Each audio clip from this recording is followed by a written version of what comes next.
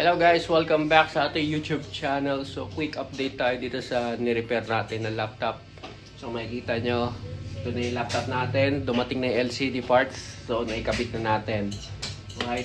So papakita ko sa inyo to. So ito yung luma guys. So pinalt natin ang brand new LCD. Ayan na. So makikita natin na meron pa siya ngayon. Meron pang balot yung plastic. So ito ay full HD na resolution at 60Hz. Kakarating lang na LBC sa atin na deliver. So ayun lagay through LBC. So ayan. And then so far ito na, okay na ating ni-repair na laptop. So i-inform na lang natin ang ating customer.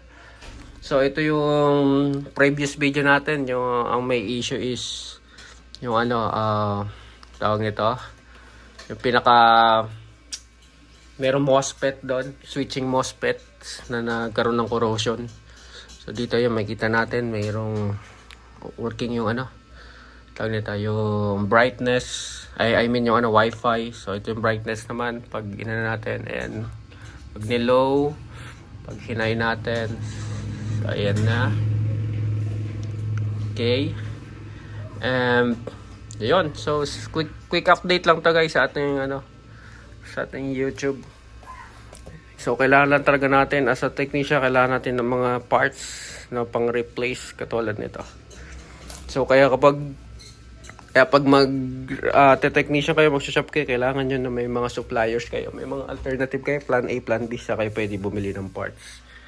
So ayun lang naman. So don't forget to follow ating YouTube channel guys. So see you sa susunod nating vlog.